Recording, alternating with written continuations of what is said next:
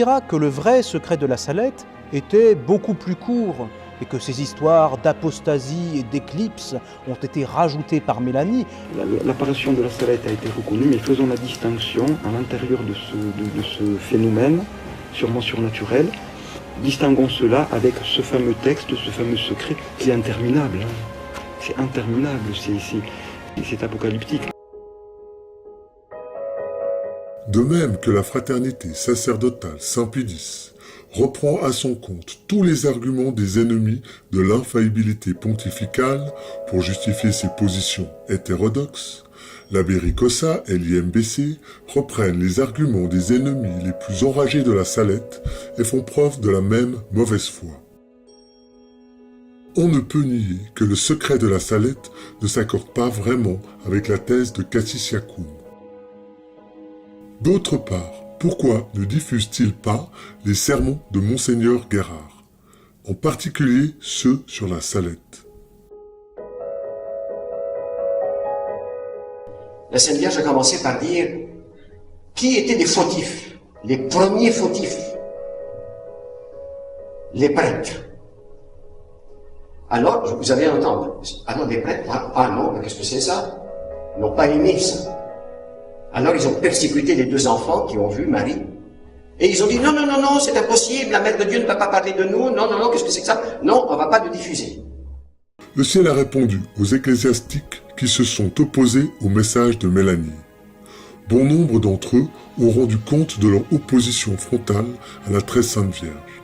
Citons par exemple Monseigneur Guinouliac, évêque de Grenoble et successeur de Monseigneur de Bruyères, fut le premier à persécuter Mélanie et Maximin au sujet de leurs secrets. Il espérait la faveur du pouvoir politique et un archevêché avec un chapeau de cardinal. Et pour plaire à l'empereur, il déclara que la mission des voyants était terminée. Par ailleurs, il traita Mélanie de folle. Il est mort fou, jouant à la poupée et avec ses excréments. Le cardinal Maignan, archevêque de Tours, ennemi déclaré de la Salette, mourut subitement, pendant la nuit, alors que la veille, il était en pleine santé. Le cardinal Hamet, archevêque de Paris, qui auparavant, comme évêque de Bayeux, a tout fait pour discréditer les apparitions de la reine du Très Saint Rosaire à Tilly-sur-Seulles, interdisait dans son diocèse le secret de la Salette. Il fut aussi frappé de mort subite. Son visage fut de suite ravagé par la putréfaction, au point que l'exposition fut impossible. Personne ne fut admis à pénétrer dans la chambre mortuaire. Le prince de l'église était devenu noir comme du charbon. On ne put lui faire la toilette des morts. Sa propre sœur fut priée de se retirer sans l'avoir vu. À cette époque, plusieurs évêques et cardinaux français se signalèrent par cette noirceur et putréfaction immédiate lors de leur décès. Monseigneur Bouange, évêque de Langres, ennemi de la Salette, mort subite. Monseigneur d'Oultremont, évêque du Mans, qui avait à 2 reprises dans la semaine religieuse de son diocèse protesté contre le secret de la Salette, mort subite et obsèque au jour anniversaire de l'apparition. Tous ces exemples devraient faire réfléchir nos modernes négationnistes du secret.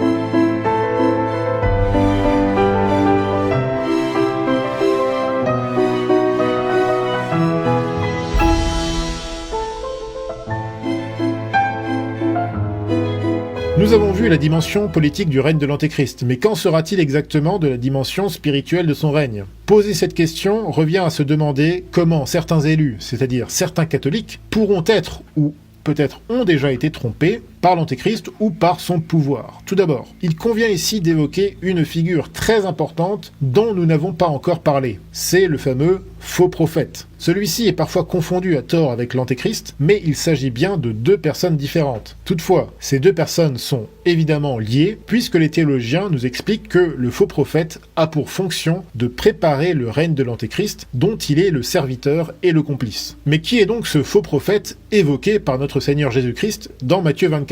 Pour comprendre le rôle exact du faux prophète, il nous faut encore une fois nous tourner vers le père Sylvester Berry. Et voici ce qu'il enseigne dans son commentaire sur Matthieu 24. Je cite, « Les prophéties du livre de l'Apocalypse montrent que Satan cherchera à imiter l'Église du Christ, afin de tromper l'humanité. Il érigera une église de Satan en opposition à l'église du Christ. L'Antéchrist s'y présentera dans le rôle du Messie. Le faux prophète se présentera sous l'apparence d'un pape. Et l'on verra alors apparaître des imitations des sacrements de l'église. On verra aussi des prodiges trompeurs, en imitation des véritables miracles de l'église. Ici, on apprend donc que tandis que l'Antéchrist aura pour but de se faire passer pour le Messie et de mettre en place une fausse église en opposition à l'église catholique, le faux prophète, quant à lui, se fera passer pour un pape placé à la tête de cette fausse église. Mais ce n'est pas tout. Pour être très clair, ce que nous dit ici le père Berry, ce n'est pas que l'Antéchrist cherchera à mettre en place une religion et une église qui seraient vraiment nettement et clairement distinctes de l'église catholique. Non, justement, le mystère d'iniquité et la tromperie des élus consistent précisément en ce que l'Antéchrist, aidé du faux prophète, chercheront très concrètement à se faire passer pour l'Église catholique et à usurper la fonction pontificale.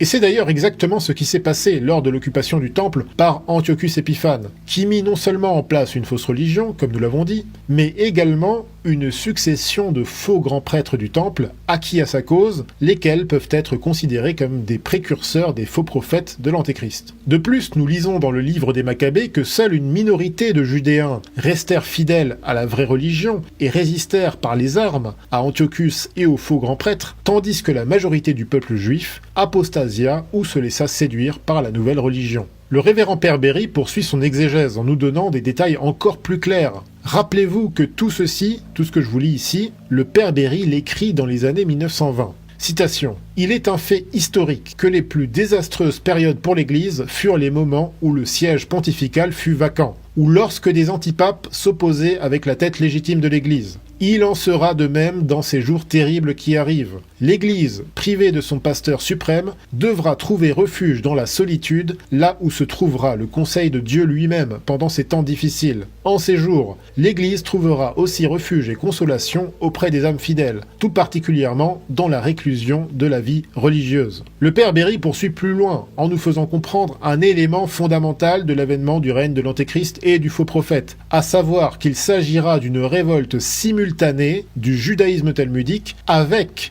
les nations apostates, symbolisées dans le livre de l'Apocalypse par les figures de la bête de la mer, en ce qui concerne le judaïsme talmudique, et de la bête de la terre, qui sont justement les nations apostates, et également qui sont la fausse église dont j'ai parlé tout à l'heure. Citation du père Berry, « La bête sortant de la terre est un faux prophète. C'est le prophète de l'Antéchrist. Notre divin sauveur possède un représentant sur terre en la personne du pape, à qui ont été confiés les pleins pouvoirs d'enseignement et de gouvernement. De la même façon, l'Antéchrist aura le faux prophète pour représentant, et celui-ci se verra conférer la plénitude des pouvoirs sataniques afin de tromper les nations. Ainsi, la terre d'où vient la seconde bête est un symbole des nations païennes en révolte contre l'Église, tandis que la mer d'où émerge l'Antéchrist est un symbole du judaïsme talmudique. Les deux cornes de la bête indiquent une autorité double, spirituelle et temporelle. Comme l'indique sa ressemblance avec l'agneau, le faux prophète s'installera probablement à Rome comme une sorte d'antipape au cours de la vacance du trône pontifical. Mais les élus ne se laisseront pas tromper. Ils se souviendront des paroles de notre Seigneur dans Matthieu 24. Alors, si quelqu'un vous dit « Voici le Christ, il est ici ou il est là », ne le croyez pas. Dans un autre passage, le père Berry clarifie son propos. Je cite, « L'Antéchrist et son prophète mettront en place des cérémonies qui imiteront les sacrements de l'Église. De fait, il existera alors une véritable organisation, une Église de Satan, érigée en opposition à l'Église catholique. Satan s'y présentera comme Dieu le Père, l'Antéchrist comme étant le Messie, et le faux prophète usurpera le rôle du pape. Leurs cérémonies et leurs rites seront une contrefaçon des sacrements, tandis qu'ils feront passer leur magie pour des miracles. » Ainsi donc, le règne de l'Antéchrist sera préparé par la mise en place d'une fausse église et d'un ou plusieurs faux papes. C'est donc par le truchement de cette fausse église et de ces faux papes que beaucoup d'élus seront trompés par l'Antéchrist. En considérant que l'église est la vraie religion, et que le pape est le vrai et unique vicaire du Christ, et que Rome est le lieu où trône le pape,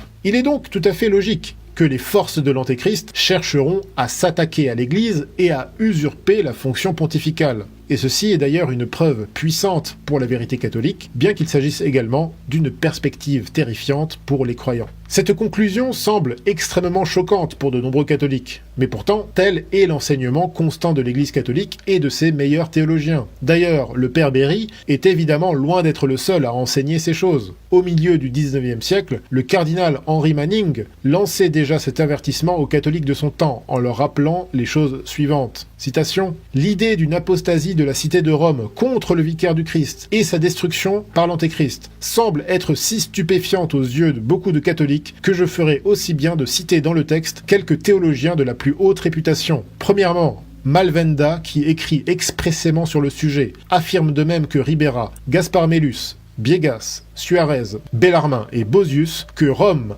apostasiera la foi, chassera le vicaire du Christ et retournera à son paganisme primitif. » On notera ici que les paroles du cardinal Manning sont extrêmement similaires à celles du message de La Salette où on lit la célèbre et terrible prophétie « Rome perdra la foi et deviendra le siège de l'Antéchrist ». De la même façon, Monseigneur Fulton J. Sheen, dans son sermon de 1947, déclare que je cite, « L'Antéchrist établira une fausse église qui singera l'église, tout comme lui, le diable, singe Dieu. Cette église sera le corps mystique de l'Antéchrist, ressemblant extérieurement à l'église catholique, qui, elle, est le corps mystique du Christ. » Pour être encore plus clair, il ne s'agit pas ici de simples opinions de théologiens. Non, le magistère lui-même confirme cette prophétie puisque dans la bulle Cum ex apostolatus officio, le pape Paul IV déclare que, je cite, « Afin de ne jamais voir dans le lieu saint l'abomination de la désolation prédite par le prophète Daniel, nous voulons, autant que nous le pourrons avec l'aide de Dieu et selon notre charge pastorale, capturer les renards occupés à saccager la vigne du Seigneur et écarter les loups des bergeries. » Comprenez bien ce que vient de dire ici le pape Paul IV. Dans cette même bulle pontificale,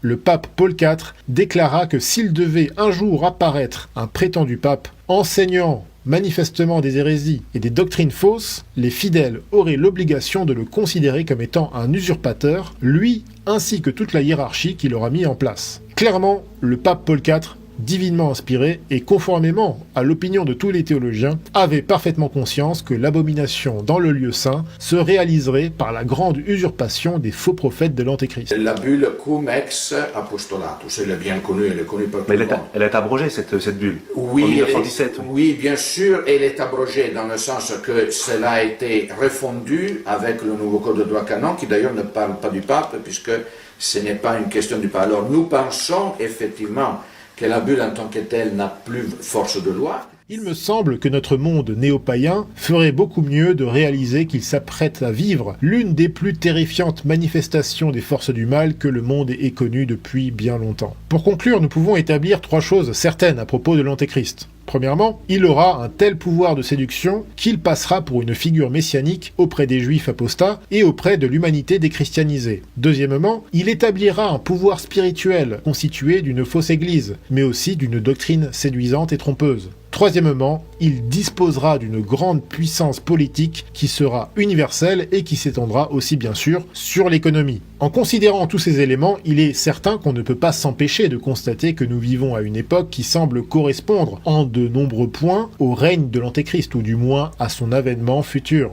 Nous vivons en effet à une époque où le sionisme juif semble préparer le terrain à l'implantation de l'Antéchrist en Terre Sainte. Mais nous sommes également à un point de l'histoire où une grande partie de l'humanité adhère à cette sorte de syncrétisme de croyances religieuses et philosophiques qui semble la disposer à adhérer pleinement aux doctrines de l'Antéchrist lorsque celui-ci apparaîtra dans le monde. Et surtout, nous vivons à une époque où est apparue, il y a 60 ans environ, une organisation qui prétend être l'Église catholique, mais qui de l'aveu même de nombreux non-catholiques semble fondamentalement différente de ce qu'a été l'Église catholique depuis sa fondation jusqu'à l'année 1958. Cette nouvelle organisation semble clairement avoir mis en place des doctrines, des disciplines et une liturgie qui apparaît fondamentalement en contradiction avec tout ce qu'a fait et enseigné l'Église pendant 2000 ans. À la tête de cette organisation se trouvent des personnes qui se présentent comme étant de vrais papes, des papes légitimes, mais qui enseignent des choses profondément différentes de ce qu'ont toujours enseigné les papes catholiques. Et enfin, nous vivons à une époque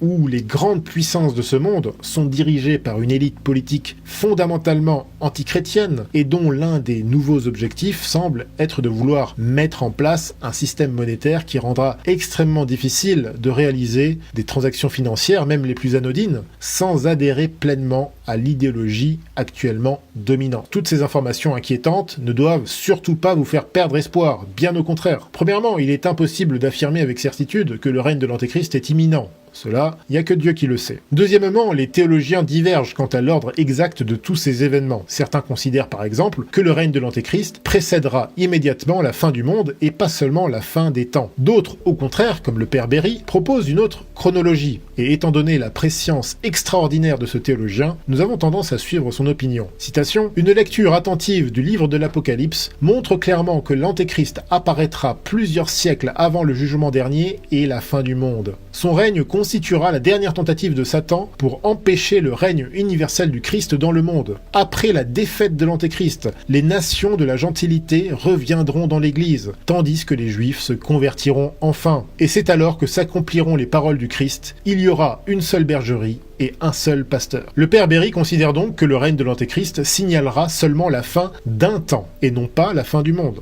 Il affirme qu'une ou plusieurs nations se convertiront au catholicisme et qu'avec l'aide d'envoyés de Dieu, les fameux 2 témoins de l'Apocalypse, ces nations terrasseront l'Antéchrist ainsi que ses alliés, de la même façon que la petite armée des Maccabées terrassa le puissant Antiochus Épiphane et extermina la fausse religion qu'il avait créée. Et c'est donc à la suite de cette grande victoire des armées chrétiennes que se déroulera la clôture de l'abîme, décrite dans le 20e chapitre du livre de l'Apocalypse. Citation: « Et je vis descendre du ciel un ange qui tenait dans sa main la clé de l'abîme et une grande chaîne. Il saisit le dragon, le serpent ancien, qui est le diable et qui est Satan, et il l'enchaîna pour 1000 ans, et il le jeta dans l'abîme, qu'il ferma à clé et scella, afin qu'il ne séduise plus les nations, jusqu'à ce que les 1000 ans fussent écoulés. Après cela, il doit être délié pour un peu de temps. » À la suite de cette grande victoire et de cette clôture de l'abîme, beaucoup de juifs, de musulmans, de païens, d'athées et de protestants se convertiront et l'Église et la chrétienté refleuriront avec gloire pendant plusieurs siècles sur toute la terre. Et donc ce sera le nouvel ordre chrétien.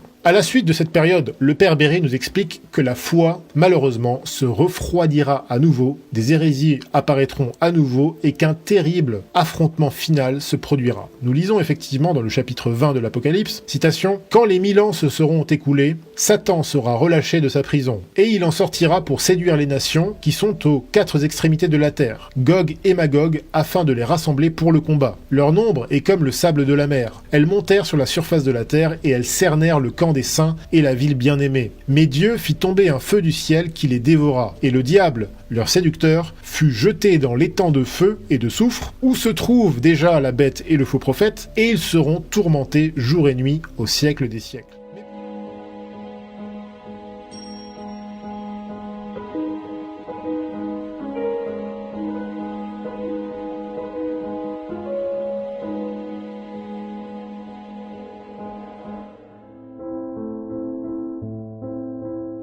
Une éclipse suppose 2 astres, l'un éclipsant, l'autre éclipsé.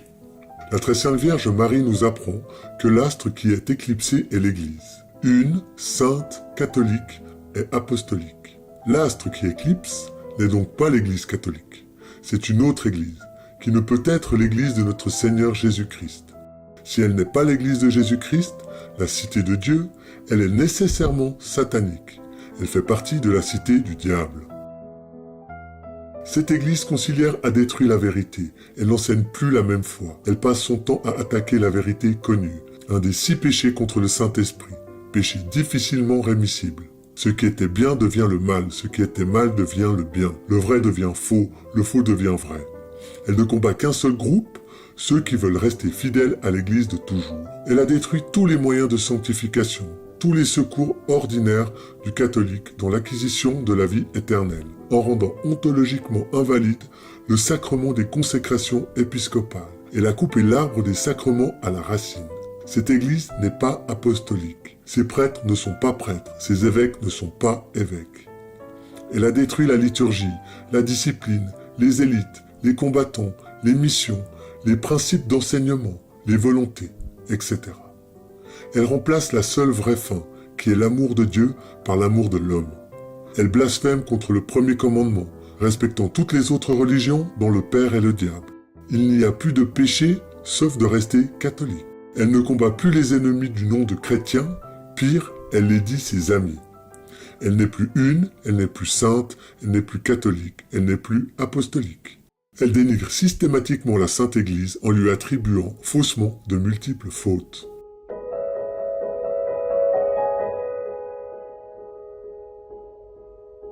Si vous vous intéressez à l'apparition de la Très Sainte Vierge Marie le 19 septembre 1846 sur la montagne de La Salette, près de Grenoble, vous vous êtes sûrement intéressé aussi au message, et notamment au message secret que la Très Sainte Vierge Marie a confié à Mélanie Calvat en ce même 19 septembre 1846. Et à ce propos, vous avez peut-être entendu dire que ce secret de La Salette avait été mis à l'index. Ah! Peut-être avez-vous lu ça, par exemple, dans la revue Sodalitium, et notamment le numéro 48 de la revue Sodalitium. Ou peut-être avez-vous lu ça ailleurs, puisque le contenu de cet article de Sodalitium a été repris sur d'autres sites, par exemple le blog La Question, ou par d'autres auteurs. Qu'en est-il exactement ? Il existe en effet un décret du Saint-Office datant du 9 mai 1923. Ce décret du Saint-Office annonce en effet la mise à l'index d'un ouvrage qui reprend le secret de la Salette. Ce secret de la Salette a été publié pour la première fois de manière complète en 1879 dans une brochure publiée à Lecce, en Italie, et dans cette brochure, Mélanie reprenait l'ensemble de l'apparition, avec le discours public de Notre-Dame, lorsque Notre-Dame disait que les raisins, les noix, les pommes de terre, le blé allaient pourrir, que notre Seigneur Jésus-Christ ne pouvait plus supporter le blasphème, la profanation du dimanche, l'impiété des fidèles, à tel point que la Très Sainte Vierge Marie ne pouvait plus retenir le bras de notre Seigneur Jésus-Christ, son bras qui était prêt à frapper. La brochure de 1879, publiée par Mélanie à Lecce, avec l'imprimatur accordée par la curie de Monseigneur Salvatore Luigi Zola, un saint évêque, par l'intercession duquel plusieurs guérisons miraculeuses ont été officiellement constatées. Dans cette brochure, Mélanie reprenait donc non seulement ce discours public, qui avait déjà été publié auparavant, mais aussi, de manière complète, pour la première fois, le secret que la Sainte Vierge lui avait confié. Cette brochure a aussi été rééditée à Lyon en 1904, et voilà donc que le 9 mai 1923, une réédition de 1922 est mise à l'index. Est-ce que cela veut dire que la brochure de 1879, rééditée en 1904, a été condamnée? L'abbé Ricossa dit que oui. Si cette réédition de 1922 a été mise à l'index le 9 mai 1923, c'est forcément une condamnation de la brochure elle-même. Le problème, c'est que les canonistes ne sont pas du tout d'accord avec ça. Si l'on se réfère à des canonistes tels que Raoul Naz ou Adrien Cans, eh bien il s'avère que lorsqu'un décret de mise à l'index mentionne une édition précise, eh bien c'est seulement cette édition qui est condamnée. Et de fait, quand on regarde bien le décret du 9 mai 1923, il s'avère en effet que l'édition est mentionnée précisément. On peut bien lire sur ce décret « Édition Saint-Augustin 1922 ». Par conséquent, seule cette édition est à l'index.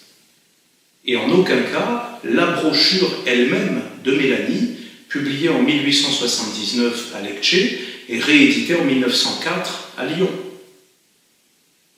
D'ailleurs, cette réédition de 1922 qui a été mise à l'index ne contenait pas seulement la brochure de Mélanie, mais ce serait un autre sujet.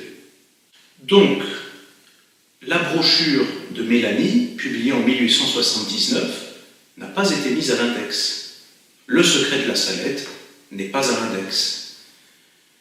On va me dire aussitôt, oui, d'accord, le décret du 9 mai 1923 n'est pas une mise à l'index du secret de la Salette, mais vous oubliez le décret du 21 décembre 1915. Ah! Eh bien, je dis de ce décret du 21 décembre 1915 que, certes, il concerne le secret de la Salette, mais qu'en aucun cas ce décret n'est une condamnation du secret de la Salette. Et nous allons en avoir le cœur net, tout simplement, en lisant ce décret.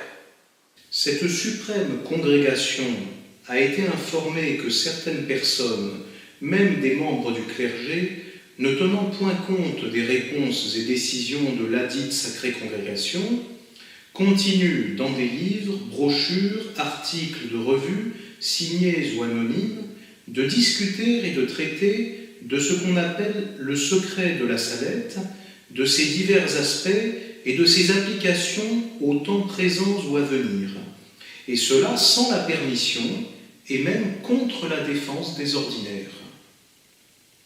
Pour réprimer ces abus qui nuisent à la véritable piété et offensent gravement l'autorité ecclésiastique, la dite sacrée congrégation défend à tous les fidèles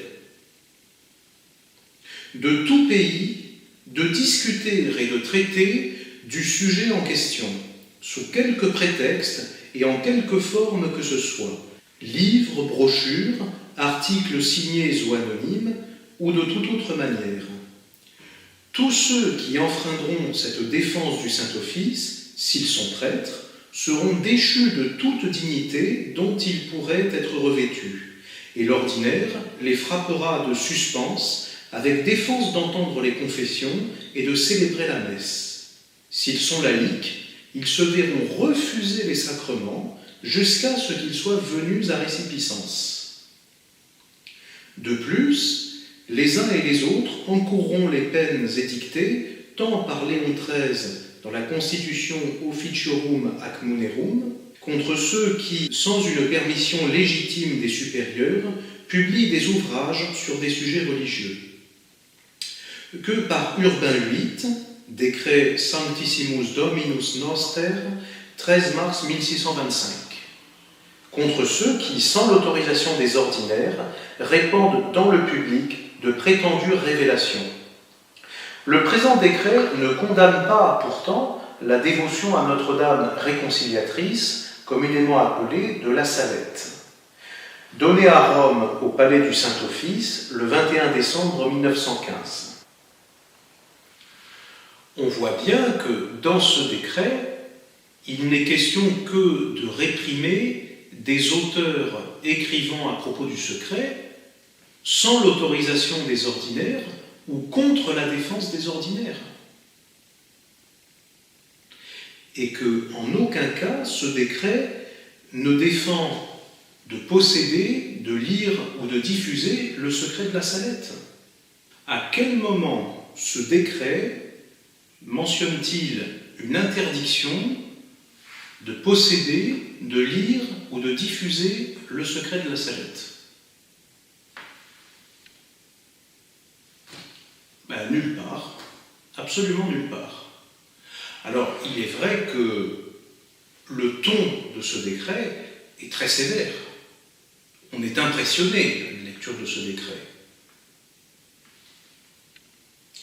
Il est question, en réalité, de personnes qui traitent du secret de la Salette, notamment de son application au temps présent ou à venir, de gens qui traitent de ces questions sans l'autorisation de l'ordinaire, voire même contre. On se souvient par exemple que l'abbé Ernest Rigaud, alors Rigaud, R-I-G-A-U-D, avec un D à la fin, prêtre près de Limoges, à ne pas confondre avec l'abbé Hector Rigaud, R-I-G-A-U-X, avec un X à la fin, qui était le curé d'Argueuve, près d'Amiens, et qui a été un grand défenseur de la Salette, lequel n'a jamais fait l'objet d'aucune condamnation.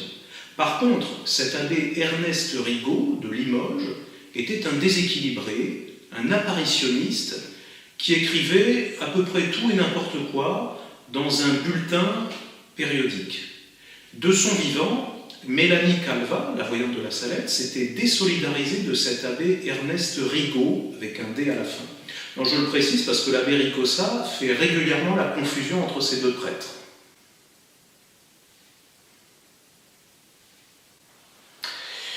Ce qui n'est pas très sérieux au passage. Donc cet abbé Rigaud avait été condamné par Monseigneur Renoir, évêque de Limoges, en 1911. C'est un exemple de prêtre, sous prétexte de défendre le secret de la Salette, qui écrivait n'importe quoi. Voilà. Ce n'est pas parce qu'on défend une bonne cause que forcément ce qu'on fait est bien. On peut défendre une cause de manière mauvaise. Et à ce moment-là, il est tout à fait légitime d'être sanctionné, d'être frappé par l'autorité, qui est là pour ça du reste.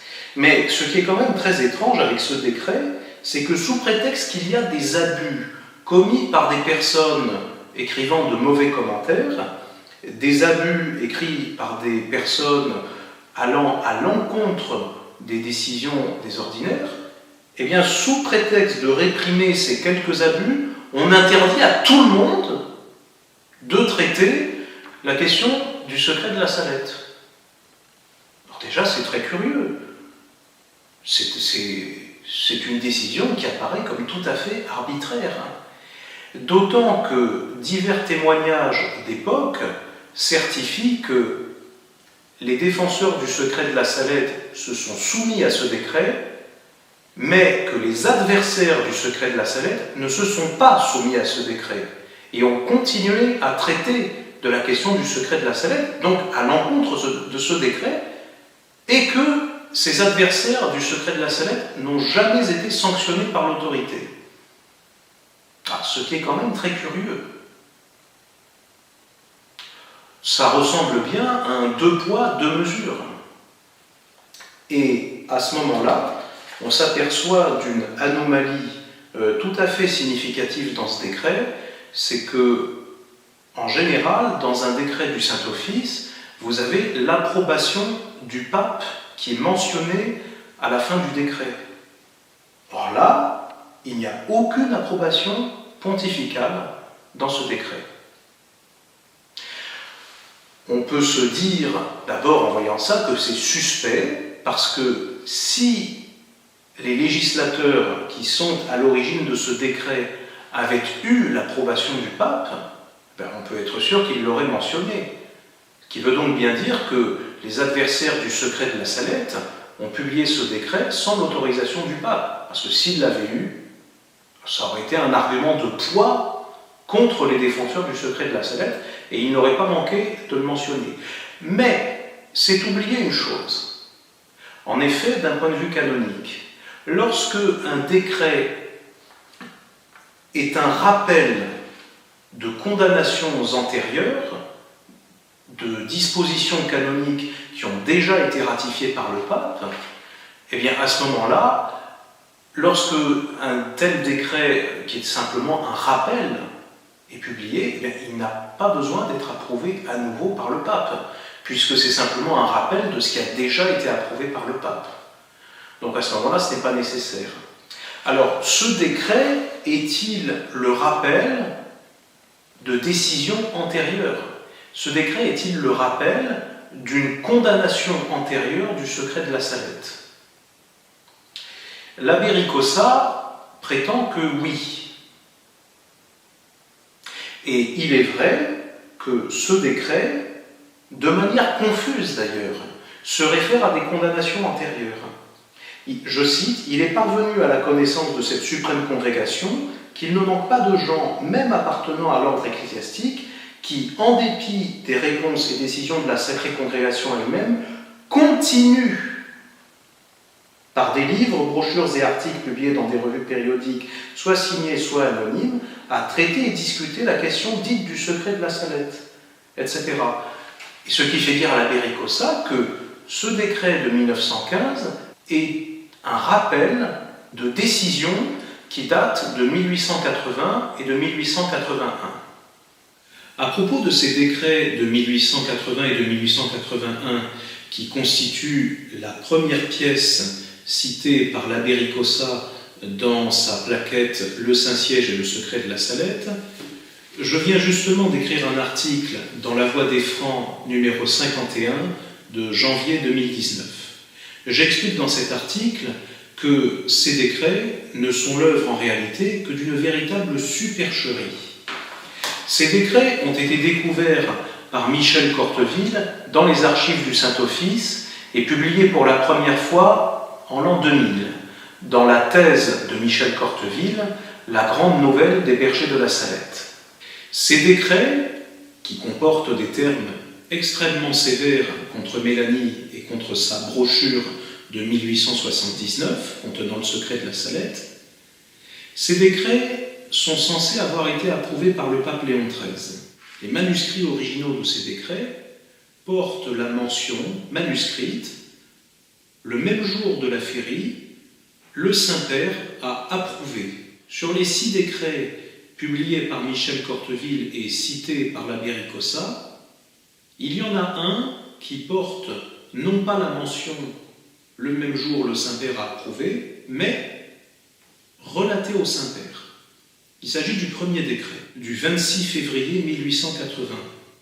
Ces mentions manuscrites, le même jour de la féerie, le Saint-Père a approuvé, figurent dans les originaux, mais ne figurent pas dans le rapport du consulteur du Saint-Office, qui était le père Bernard Smith.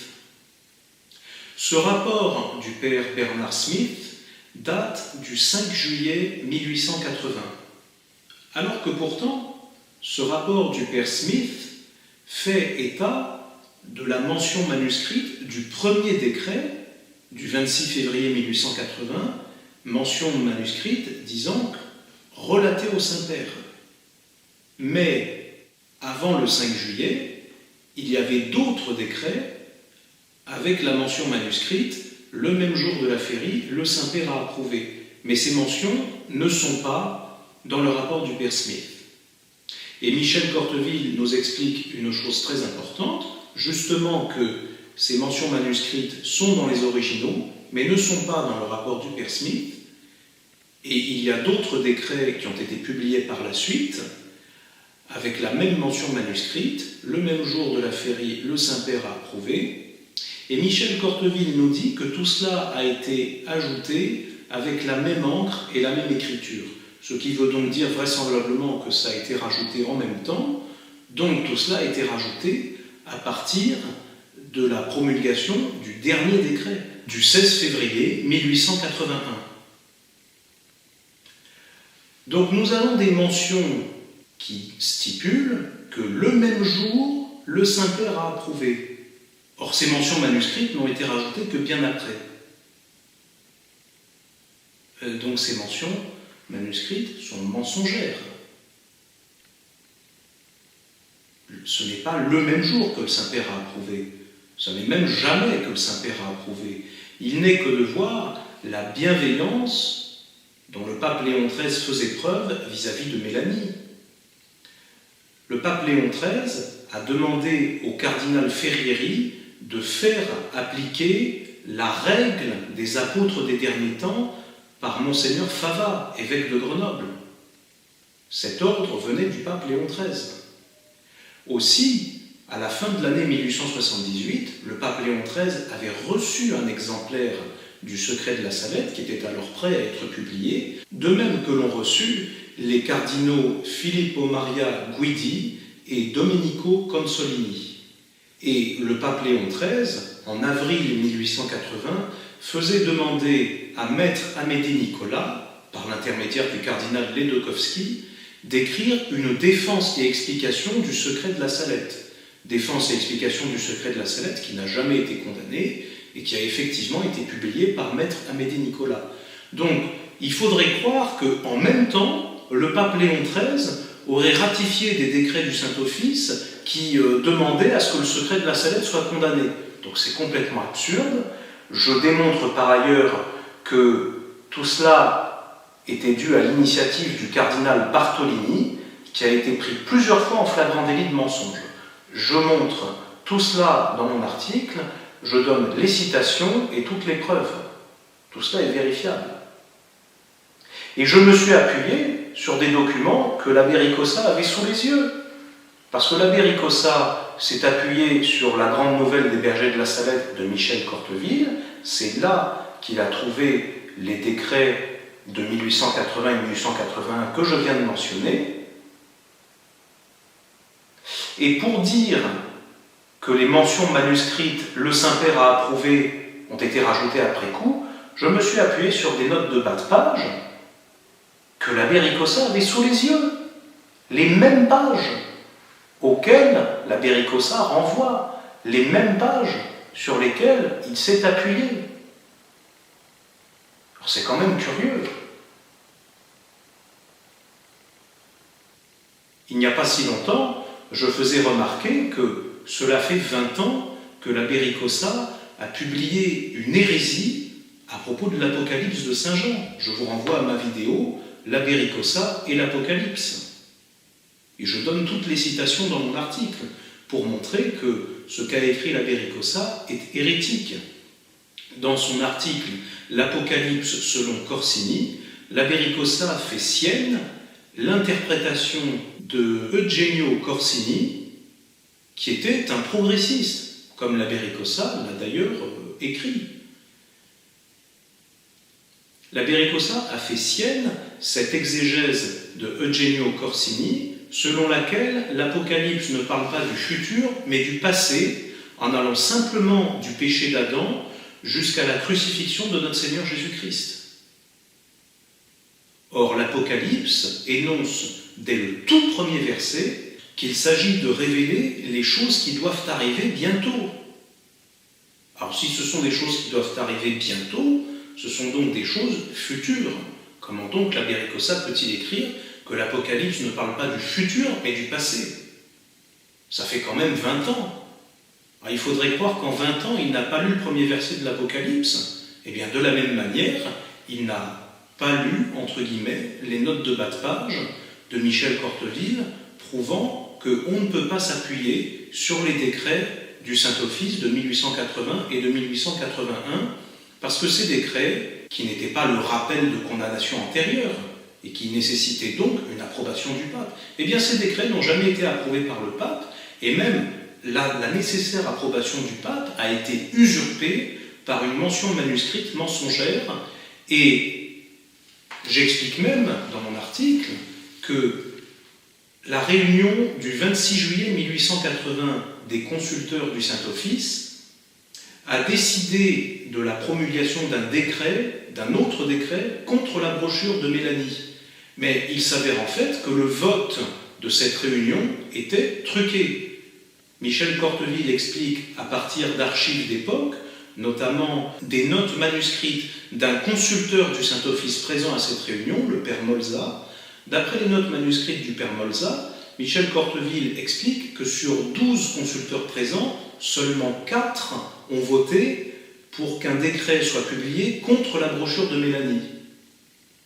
Et ce décret a été publié alors que le vote était minoritaire. Donc le vote était truqué. Si vous ajoutez ça aux mentions manuscrites mensongères, plus les mensonges du cardinal Bartolini, qui affirmait avoir dénoncé la brochure de Mélanie au Saint-Office à la demande du pape Léon XIII. Mais en 1865, le même cardinal Bartolini racontait que le pape Pie IX avait dit que l'apparition de la Salette, même pas le secret, l'apparition de la Salette était una grandissima impostura. Et alors que le pape Pie IX a donné tous ses encouragements à Monseigneur Philibert de Breuillard et à son vicaire, l'abbé Pierre-Joseph Rousselot, l'abbé Rousselot qui justement a été chargé de mener l'enquête qui a conduit à la reconnaissance du caractère surnaturel de l'apparition de la Salette. Par conséquent, le cardinal Bartolini était un menteur. Il s'avère donc que la brochure de Mélanie a été dénoncée en 1880 au Saint-Office par le cardinal Bartolini de sa propre initiative, mensongèrement au nom du pape Léon XIII. Le pape Léon XIII n'était aucunement impliqué, puisque le pape Léon XIII voulait défendre le secret de la Salette. Il l'avait demandé à Maître Amédée Nicolas, par l'intermédiaire du cardinal Ledokowski. Il lui avait demandé d'écrire une défense et explication du secret de la Salette. Donc le pape Léon XIII ne pouvait pas demander en même temps à ce que la brochure de Mélanie soit dénoncée au Saint-Office. Cette même brochure qu'il voulait faire défendre et expliquer. Ça ne tient absolument pas la route. Et pourtant, c'est ça que l'abbé Ricossa vous demande de croire, en s'appuyant sur ces décrets truqués. Poubelle. Donc vous voyez, le décret du 21 décembre 1915 prétend s'appuyer sur des condamnations antérieures, mais qui sont totalement inexistantes, comme je viens de le démontrer. Par conséquent, le secret de la Salette n'a jamais été condamné. Vous pouvez donc le posséder, le lire et le diffuser, et personne ne peut vous interdire les sacrements pour cette raison. L'abbé Ricossa lui-même ne le fera pas, puisqu'il écrivait que, tout au plus, il voulait bien concéder que dans la situation actuelle, à défaut de pouvoir recourir au Saint-Office pour savoir si les soi-disant sanctions étaient toujours en vigueur, eh bien, à défaut de pouvoir le faire, il ne pouvait pas refuser l'absolution ou la communion à quelqu'un. Et surtout, faites très attention, parce que le secret de la Salette est une révélation privée. Vous ne pouvez donc pas l'imposer de manière dogmatique. En revanche, l'Apocalypse de Saint Jean est un texte qui fait partie des Saintes Écritures. C'est un texte qui est infailliblement inspiré par le Saint-Esprit, conformément au dogme de l'inhérence biblique. L'abbé Ricossa n'a donc absolument pas le droit, par rapport à l'intégrité de la foi catholique, d'écrire ce qu'il a écrit à propos de l'Apocalypse, à savoir que celle-ci ne parle pas du futur, mais du passé, en allant simplement du péché d'Adam jusqu'au rejet de notre Seigneur Jésus-Christ par les Juifs. Et il est de jour en jour, comme je l'ai dit, de plus en plus urgent que l'abbé Ricossa rétracte ses erreurs, à commencer par celle qu'il a écrite à propos de l'Apocalypse, qui n'est ni plus ni moins qu'une hérésie. Cette erreur de l'abbé Ricossa est une hérésie, c'est du libre examen.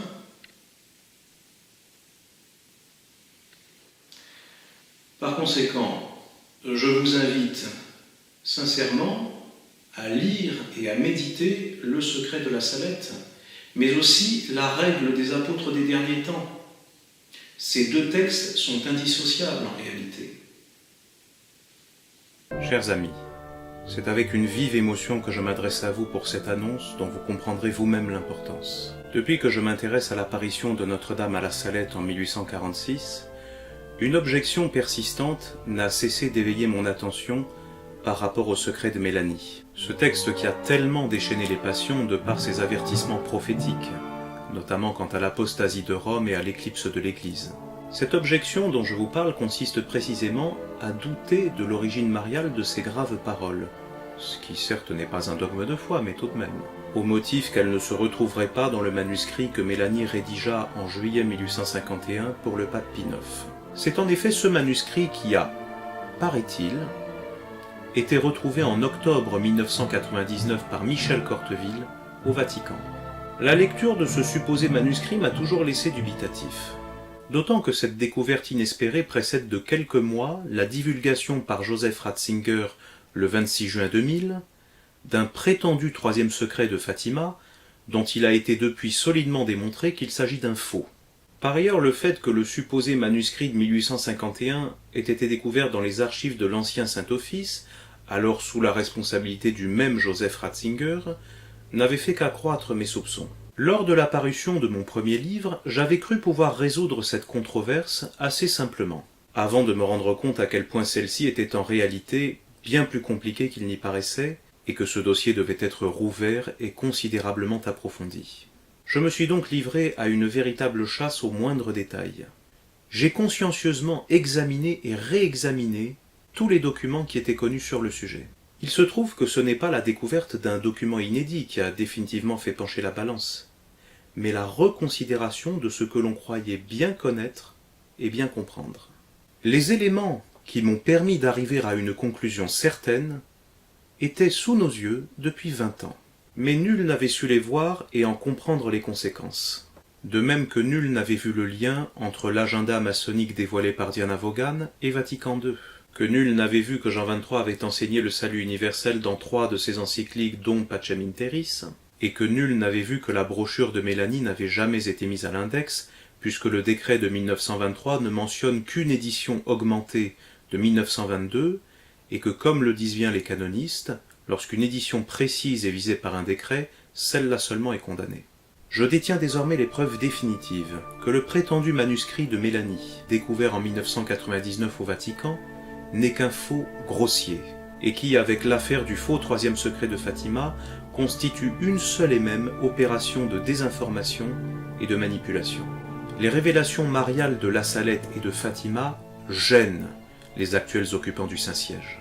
Elles les gênent au point de les avoir poussés à vouloir les faire oublier, par la fabrication de fausses révélations ne disant absolument rien de la crise et de l'apostasie que nous vivons. C'est un aveu de faiblesse. Ce faisant, ils ne font que se discréditer et montrer leur vrai visage de faux prophètes, de loups ravisseurs dissimulés sous des peaux de brebis. Ceux-là même qui sont à l'origine de l'apostasie de Rome et de son occupation par des agents de l'Antéchrist ne veulent pas que l'on sache que la Sainte Vierge nous avait avertis. Car ils y croient, eux, ces loups ravisseurs, dans les prophéties de Notre-Dame de la Salette. Ils les prennent au sérieux, ils en ont peur. Ils y croient, sinon, pourquoi auraient-ils voulu les faire disparaître? Il faut bien, en effet, chers amis, que vous vous rendiez compte de l'importance de cette découverte. La secte conciliaire a fabriqué un faux secret de la Salette, ne disant rien de l'apostasie de Rome et de l'éclipse de l'Église. Ils prennent tellement au sérieux ce secret de la Salette qu'ils ne veulent pas que vous le connaissiez. Comment alors nous-mêmes ne le prendrions-nous pas au moins autant au sérieux que Rome perdra la foi et deviendra le siège de l'Antéchrist, l'Église sera éclipsée et le monde sera dans la consternation? Pourquoi la secte conciliaire voudrait-elle faire oublier ces solennels avertissements, sinon parce qu'elle en est elle-même une concrétisation? De manière négative, cette contrefaçon moderniste de l'Église ne fait qu'accréditer malgré elle l'authenticité du secret de la Salette, tout en nous confirmant qu'elle n'est pas la véritable Église, elle qui enseigne dans Dignitatis Humanae la fausse liberté religieuse, en promulguant pratiquement mot pour mot ce que le pape Pie IX avait solennellement condamné dans Quanta Cura en 1864, pour ne citer que cet exemple. Le résultat de mes recherches est donc, vous le comprenez sans doute, une accablante pièce à conviction contre la secte moderniste, contre la fausse église antéchristique issue de la nouvelle Pentecôte de Jean XXIII, pour reprendre les mots qu'il employait lui-même.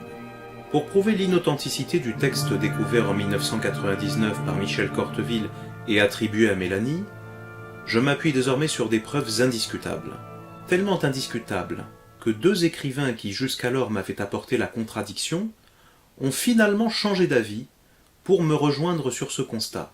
Je puis vous dire le nom de l'un de ces 2 écrivains, puisqu'il prépare actuellement la publication d'une plaquette reprenant l'un de mes arguments, dont il m'attribue loyalement la paternité. Il s'agit de Maurice Cagnoni. Celui-ci a été définitivement convaincu par l'un des 5 arguments que je développe dans mon prochain livre, quasiment prêt à être publié. Le secret de Mélanie falsifié. Combattez, enfants de lumière, vous, petits nombres qui y voyez, car voici le temps des temps, la fin des fins. Cependant, ne craignons rien, gardons confiance. Les grâces nécessaires accompagnent toujours les épreuves. Il est bien utile aux fidèles d'apprendre de quels maux ils sont prochainement menacés, afin qu'ils s'y préparent avec plus de soin.